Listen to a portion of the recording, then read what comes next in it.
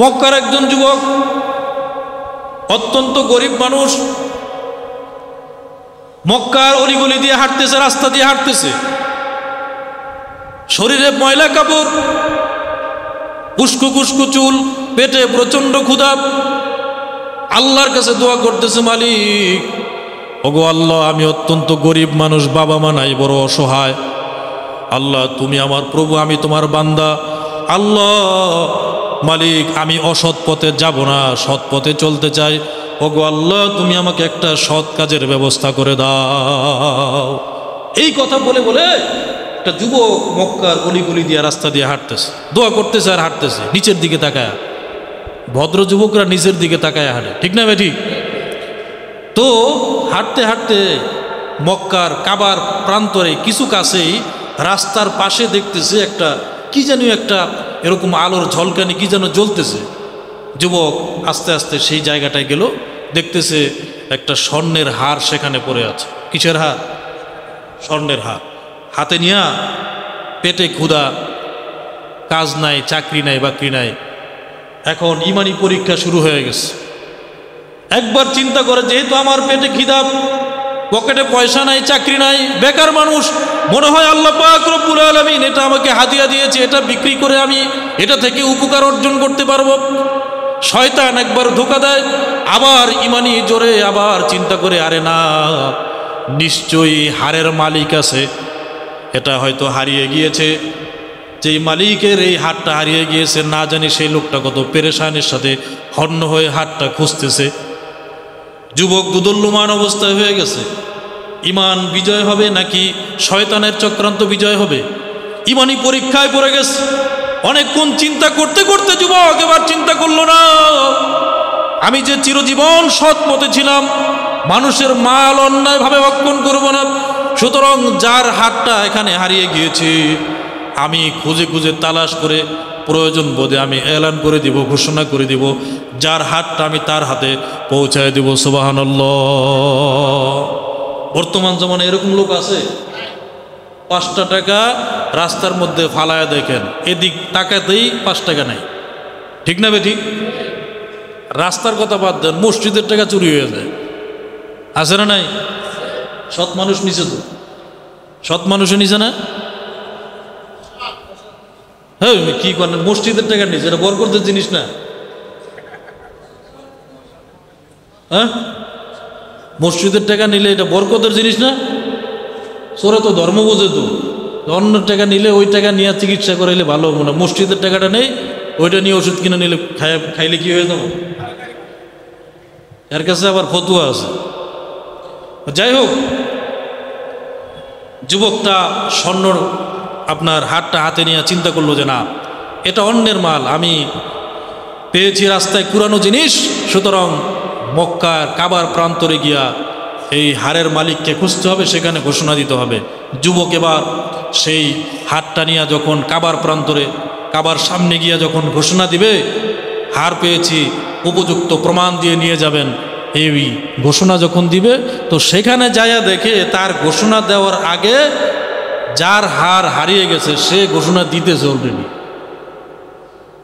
এক বৃদ্ধ লোক দাঁড়ায় বলতেছে, ভাই আমার একটা হার হারায় গেছে, যদি কোনো হৃদয়বান ব্যক্তি পেয়ে থাকেন মেহেরবানি করে দিয়ে যাবেন। তৎকালীন জমানার লোকও আবার সৎ লোক ছিল।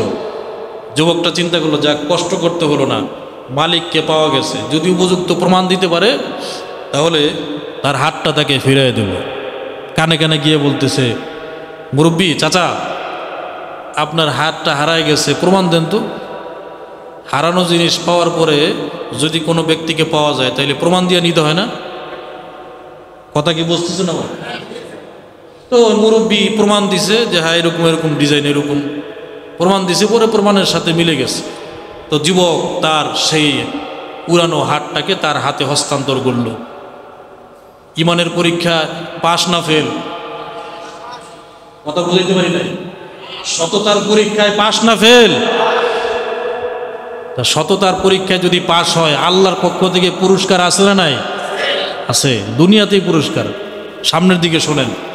তো লোকটা যখন হাতটা পাইল, পাওয়ার পরে যে তার পুরানো জিনিসটা পায়, হারিয়ে যাওয়া জিনিসটা পায়, অন্তত পক্ষে যে পাইল তারে কিছু পুরস্কারও তো দেয়, তাই না? পুরস্কার না দিলেও তার পিঠে হাতটা বুলাই দেয়া, ভাই সোনা লক্ষ্মী বইলা তো আদর স্বাগত করে। তো লোকটা উপস্থিত সমস্ত মানুষের সামনে যখন হাতটাকে হস্তান্তর করলো, উপস্থিত লোক আশ্চর্য হয়ে গেল, এত দামি হাত! এটা সে এটার প্রতি লোভ না করে তার মূল মালিকের কাছে ফিরিয়ে দিল। নিশ্চয়ই লোকটা, যুবকটা ইমানদার। কিন্তু বড় কৌতূহলের ব্যাপার, বড় আশ্চর্যের বিষয়, হারের মালিক হাতটা পাইয়া তারে কোনো রকমের বাহবা, তার কোনো প্রশংসা না করেই বা তারে কোনো পুরস্কার না দিয়েই হাতটা নিয়ে আসে তার রাস্তা ধরল। উপস্থিত লোকজনকে, লোকটা কোন পদের লোক, কোন প্রকৃতির লোক, বেচারা পাইল, তারে দিয়েও দিল, সততার পুরস্কারও দিল, প্রমাণও দিল, অন্তত পক্ষে কিছু না খাওয়াইলেও দিল। আমরা হইলে কি অন্তত পক্ষে আপনার চার দোকানে নিয়ে এক কাপ চা, একটা রুটিও তো খাওয়াইতাম, ঠিক না বেটি? কৃপণ হইলে, কিপ্ট হইলে অন্তত পক্ষে এক কাপ চা আর একটা রুটিও তো খাওয়াইতাম। আমি কথা বুঝাইতে পারতেছি না, আপনারা তো কিছুই বলেন না। তো লোকটা হাতটা নিয়ে রাস্তা হাঁটা শুরু করলো তার বাড়ির দিকে। উপস্থিত লোকরা কয়, লোকটা কোন পদের? লোকটার তো একটু প্রশংসাও তো করবে। যাক ভাই, তুমি কিছু মনে করো না, তুমি যেহেতু সততার প্রমাণ দিছো, আল্লাহ তাআলা তোমার এই সততার পুরস্কার এবং ঈমানের এই পুরস্কার আল্লাহ তাআলা অবশ্যই দিবে। তো যুবকটা খুব গরিব মানুষ, তো ওই মক্কায় কাজকর্ম না পায়া এবার সে অন্য দেশে কাজের সন্ধানে ছুটল। তো অন্য দেশে যাওয়ার জন্য সে জাহাজে উঠছে। ঘটনাক্রমে জাহাজ মধ্য নদীতে সমুদ্রের উত্তাল ঢেউয়ে জাহাজ সেখানে সাগরডুবি হয়ে গেছে।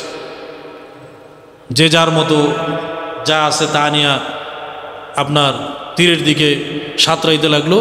যুবকটাও ছোট্ট একটা কাঠের মাধ্যমে সাঁতরায়া তীরে গেল।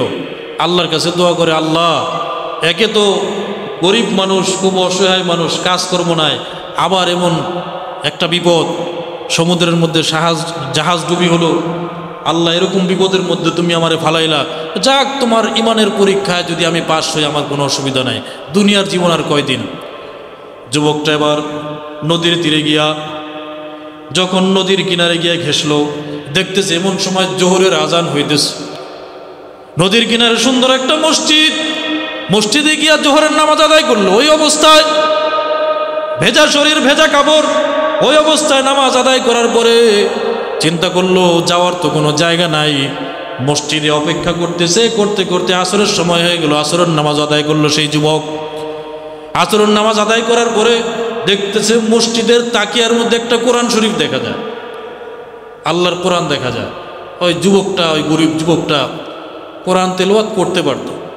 কোরআন তেলাওয়াত করতে পারা এর একটা ভালো গুণ না খারাপ গুণ? আমাদের মধ্যে আছে তো, আছে তো। কোরআন তেলাওয়াত করতে পারাটা এটা ভালো গুণ না খারাপ গুণ? আমাদের থাকা দরকার আছে কি না? ইংলিশ বই চরচর করে পড়তে পারি, পেপার পত্রিকা চরচর করে পড়তে পারি, আল্লাহর কোরআনের একটা আয়াত পড়তে পারি না। বড় অহংকার করি, নিজেকে নিয়ে বড় গর্ব করি। নিজের ধর্মের কিতাব পড়তে পারি না, একটা লাইন পড়তে পারি না, সারা বছর একটা লাইন পড়ি না, আবার নিজেকে নিয়ে অনেক বড় গর্ব মনে করি, গর্ববোধ করি, আমি একজন মুসল্লি, আমি অমুক তমুক।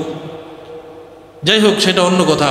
যুবক আসরের নামাজের পরে পেটে ক্ষুধা, শরীরে ভেজা কাপড়। তো ওই এলাকার মুসল্লিরা, ওই নদীর পাড়ের গ্রামের মুসল্লিরা চিন্তা করলো, এই যুবকটা কে? জোহরের নামাজ আদায় করলো ভেজা কাপড়ে, আবার আসরের নামাজ আদায় করলো ভেজা কাপড়ে। এই অবস্থায় খাবার নাই, দাবার নাই, দেখতে খুব গরিব, মাথার চুলগুলো এলোমেলো, কাপড় নোংরা ময়লা, নিশ্চয়ই কোনো বিপদগ্রস্ত। তো কোরআন শরীফ তেলাওয়াত করতে দেখে আস্তে আস্তে মুসল্লিরা যুবকটার কাছে গিয়ে বসলো, গিয়ে বলতেছে, ভাই তুমি কি কোরআন তেলাওয়াত করতে পারো? বলে, হ্যাঁ পারি তো।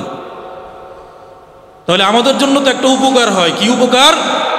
আমাদের এই মসজিদে ইমাম সাহেব নাই, তো তুমি যদি আমাদের ইমামতি করো মেহেরবানি করে, তাহলে আমাদের জন্য উপকার হয়।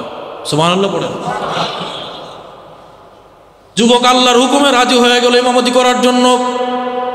কোরআন তেলাওয়াত করে করে মানুষকে নামাজ পড়ায়, আর ওই এলাকার মানুষগুলোকে কোরআন তেলাওয়াত শিখায়। মানুষগুলিও তার আচরণে মুগ্ধ, কোরআন তেলাওয়াত শিখানোর ক্ষেত্রে মুগ্ধ, কোরআন শিক্ষার ক্ষেত্রে মুগ্ধ হয়ে গেছে। আস্তে আস্তে মুসল্লিগুলিও ইমামের ভক্ত হয়ে গেছে, যুবকের ভক্ত হয়ে গেছে। কিছুদিন পরে 6 মাস 1 বছর পরে যুবককে বলে, যুবক জানি না তোমার পরিচয় কি, আমরা তোমাকে পেয়েছি, তোমাকে আমাদের মসজিদের ইমাম বানিয়েছি, তবে তোমাকে একটা প্রস্তাব দিতে চাই। আমাদের গ্রামে একজন এতিম মেয়ে আছে, এতিম একটা অসহায় মেয়ে আছে, কিন্তু খুব সুন্দরী, খুব আমলদার, খুব পরেজগার, আল্লাহ ভীরু মুত্তাকি, ইমামের স্ত্রী হিসেবে তাকে মানাবে। আমরা সকলে নিয়ত করেছি, সকলে আমরা ইচ্ছা পোষণ করেছি ওই মেয়ের সাথে তোমাকে বিবাহ দিব। তো যুবক চিন্তা করে, যেহেতু আল্লাহ পাক রব্বুল আলামিন ইমামতির ব্যবস্থা করে দিয়েছে, এখন আল্লাহর পক্ষ থেকে স্ত্রীর ব্যবস্থা হয়েছে, সব কিছু আল্লাহর পক্ষ থেকে হচ্ছে, সে বলল আমার কোনো অসুবিধা নাই। যুবকের সাথে ইমামের সাথে ওই মেয়ের বিবাহ হয়ে গেল। বাসর রাত্রে যখন স্ত্রীর কাছে যাবে, স্ত্রীর কাছে গিয়ে যখন স্বামী স্ত্রী নির্জন অবস্থায় আছে একই খাটের উপরে, স্বামী প্রথমে গিয়া যখন তার লাল শাড়ির ঘুমটাটা যখন সরাইয়া দেখে সেই 2 বছর আগের তার পুরানো পাওয়া হাতটা তার স্ত্রীর গলায় শোভা পাচ্ছে। সুবহানাল্লাহ পড়বেন না?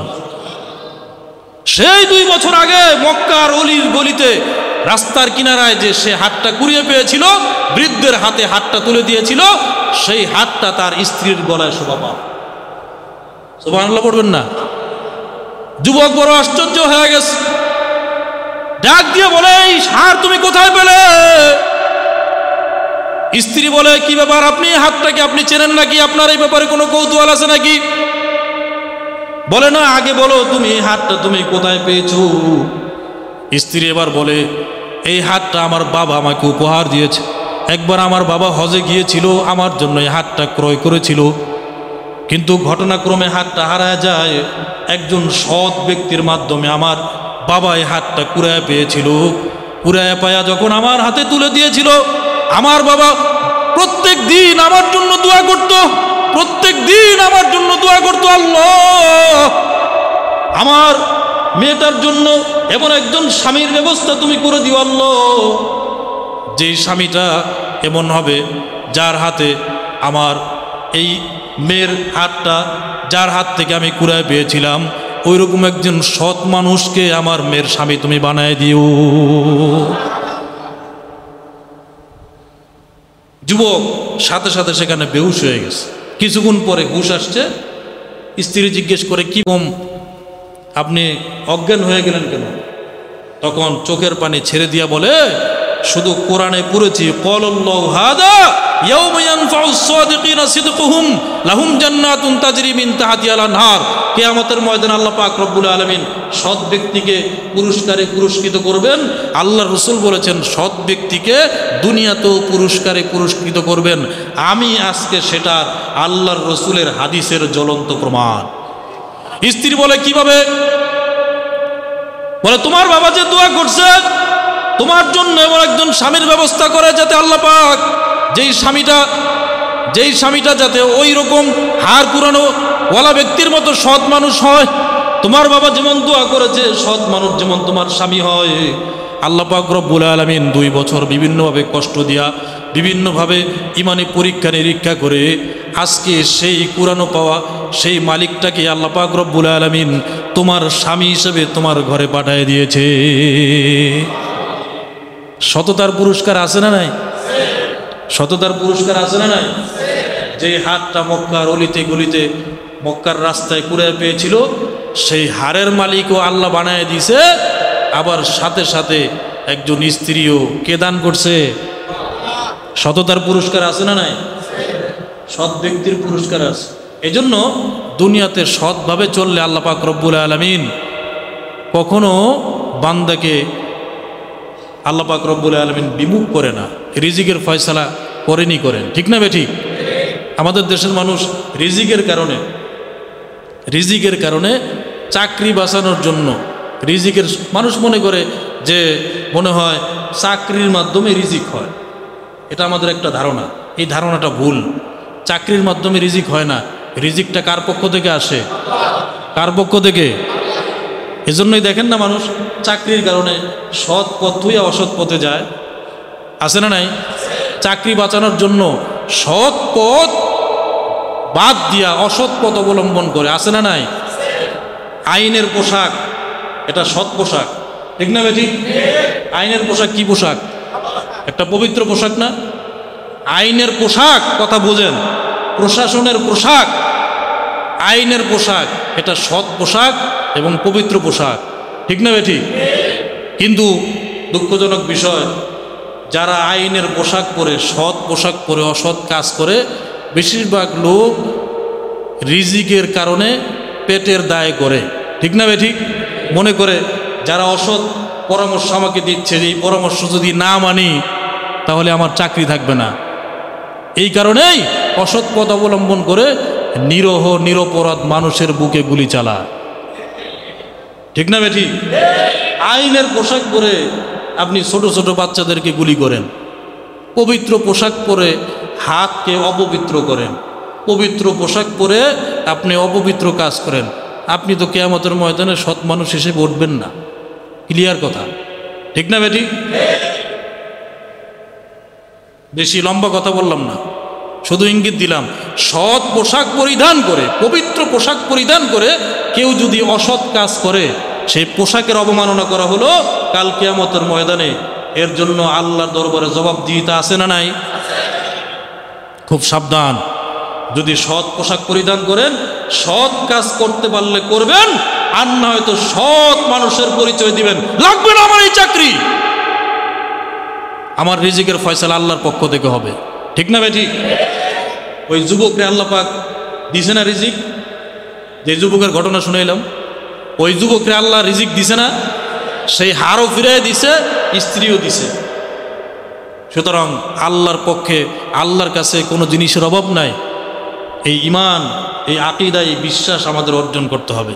আল্লাহ পাক রব্বুল আলামিন আমাদেরকে বোঝার তৌফিক দান